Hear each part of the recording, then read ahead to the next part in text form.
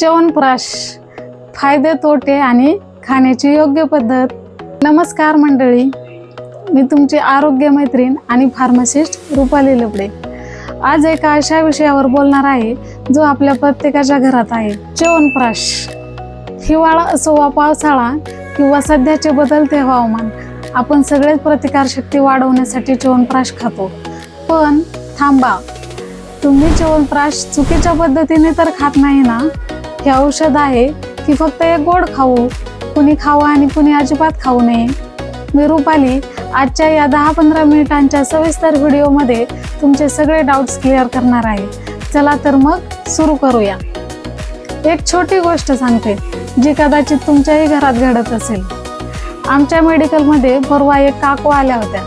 त्या म्हणाल्या, मॅडम, माझ्या मुलाला सारखा सर्दी खोकला होतो, म्हणून मी त्याला दिवसातून 2-2 वेळा भरपेट च्यवनप्राश खायला घालते, पण आता त्याला भूकच लागत नाहीये आणि पोटात जळजळ होते. बघा, इथेच गफलत होते. आपल्याला वाटतं चांगली गोष्ट आहे, मग जास्त खाल्ली तर जास्त फायदा होईल. किंवा काही जण सकाळी उठल्या उठल्या चहा सोबत च्यवनप्राश खातात. काही जण तर रात्री जेवण झाल्यावर डेझर्ट किंवा स्वीट डिश म्हणून खातात. कोणी पोळीला जॅम सारखं लावून मुलांना डब्यात देतात. जर तुम्ही यातलं काही करत असाल तर तुम्ही औषधांचा फायदा नाही तर शरीरावर ताण वाढवत आहात. आज आपण हे शास्त्रीय पद्धतीने समजून घेणार आहोत. हे नेमकं काय आहे च्यवनप्राश? हे एक आयुर्वेदिक रसायन आहे. आयुर्वेदात अवलेह नावाचा एक प्रकार असतो, म्हणजे जे चाटून खायचं असतं. याचा मुख्य हिरो आहे आवळा. एका बाटलीत डझनावरी आवळ्यांचा अर्क असतो. सोबतच यात अश्वगंधा, पिंपळी, तूप, मध आणि तेल अशा साधारण 40 पेक्षा जास्त औषधी वनस्पती असतात. हे काम कसं करतं तर प्रतिकारशक्ती म्हणजे इम्युनिटी.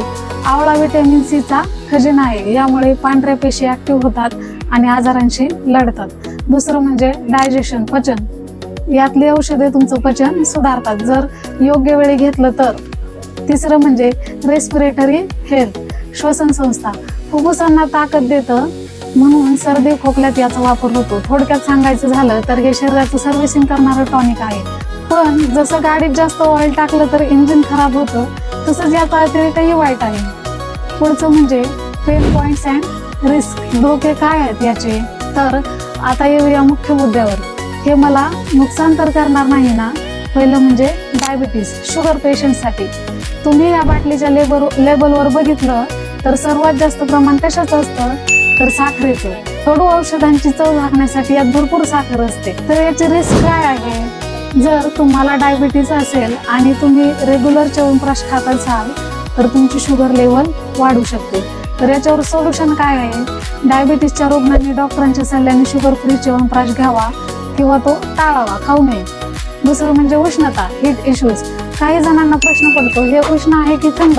बघा, आवळा थंड असतो, पण यातली बाकीची औषधे लवंग, दालचिनी, पिंपळी उष्ण असतात. त्यामुळे याची तासीर उष्ण असते. तर याची रिस्क काय आहे? ज्यांना मूळव्याध आहे, ज्यांच्या नाकातून रक्त येतं किंवा अंगावर सारखी उष्णतेची फोड येतात, त्यांनी हे जास्त खाऊ नये किंवा फक्त थंडीतच खावं. तिसरं म्हणजे वजन वाढणे, वेट गेन. यात तूप आणि साखर दोन्ही आहे. जर तुम्ही एका जागी बसून काम करणारे असाल आणि दिवसातून 2-3 चमचे खात असाल तर कॅलरीज वाढतील आणि वजनही वाढू शकतं. पुढचं म्हणजे सेफ डोसेज अँड टायमिंग. किती आणि कसं घ्यावं? मग नेमकं घ्यायचं कसं? तर वही पेन असेल तर लिहून घ्या किंवा नीट लक्षात ठेवा. याचं प्रमाण प्रौढ व्यक्तींमध्ये 1 चमचा सुमारे 10 ते 12 ग्रॅम दिवसातून एकदा किंवा 2दा. लहान मुले असतील तर अर्धा चमचा 5 ग्रॅम. 3 वर्षांच्या आतल्या बाळाला डॉक्टरांना विचारल्याशिवाय देऊ नका.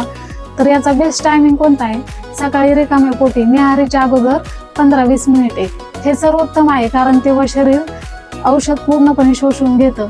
दुसरी वेळ रात्री जेवणानंतर किमान 2 तासांनी झोपताना. कशासोबत घ्यावं? सर्वात उत्तम कोमट दूध. आयुर्वेदानुसार दूध हे वाहक आहे. ते च्यवनप्राश मधले गुणधर्म पेशंट पर्यंत पोहोचवायला मदत करतं. ज्यांना दूध चालत नाही त्यांनी कोमट पाण्यासोबत घ्यावं. फक्त चमचाभर खाल्लं तरी चालेल, पण वरून थंड पाणी पिऊ नका. पुढचा मुद्दा म्हणजे कॉमन मिस्टेक्स. लोक काय चुका करतात? आता बघूया अशा चुका ज्यामुळे फायदे मिळत नाहीत. पहिलं म्हणजे न चाटता गिळणे. याला अवलेह म्हणतात. म्हणजे हे हळूहळू चाटून खायचं असतं. जिभेवरच्या लाळेत ते मिक्स झालं पाहिजे, पटकन गिळू नका. दुसरं म्हणजे उन्हाळ्यात अतिरेक। एप्रिल मे महिन्याच्या कडक उन्हाळ्यात हे खाताना प्रमाण अर्धे करा किंवा फक्त हिवाळ्यात आणि पावसाळ्यात खा। तिसरं म्हणजे दुधासोबत दही केळी खाणे। च्यवनप्राश सोबत दूध घेताय तर त्यावेळेस आंबट किंवा विरुद्ध आहार घेऊ नका। चौथं म्हणजे पचन खराब असताना खाणे। जर तुम्हाला आधीच पोट गच्च असेल, भूक लागत नसेल तर च्यवनप्राश खाऊ नका, हे पचायला जड असतं, आधीच पोट हलकं होऊ द्या। पुढचा मुद्दा म्हणजे बऱ्याच लोकांना कन्फ्युजन असतं ब्रँड कोणतं घ्यावं। तर मार्केटमध्ये डाबर, बैद्यनाथ, पतंजली, झंडू असे अनेक प्रकारचे ब्रँड्स आहेत।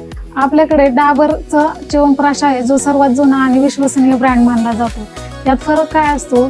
चव आणि काही औषधी वनस्पतींचं प्रमाण। तुम्ही कोणताही चांगला ब्रँड घेऊ शकता, फक्त लेबल वाचा, साखर किती प्रमाणात आहे ते बघा। जर घरगुती किंवा स्थानिक वैद्यांनी बनवलेला ताजा च्यवनप्राश मिळाला तर तो अतिउत्तम, कारण त्यात प्रिझर्वेटिव्ह कमी असतात।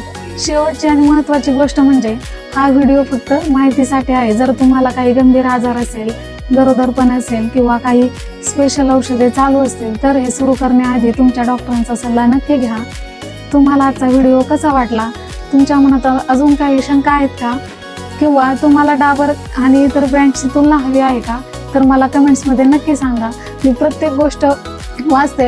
व्हिडिओ आवडला असेल तर लाईक करा, आपल्या फॅमिली ग्रुपवर शेअर करा, जेणेकरून ते सुद्धा योग्य पद्धतीने च्यवनप्राश खातील। आरोग्याची काळजी घ्या, आनंदी राहा। मी रुपाली लबडे तुमची रजा घेते। भेटूया पुढच्या व्हिडिओमध्ये। धन्यवाद।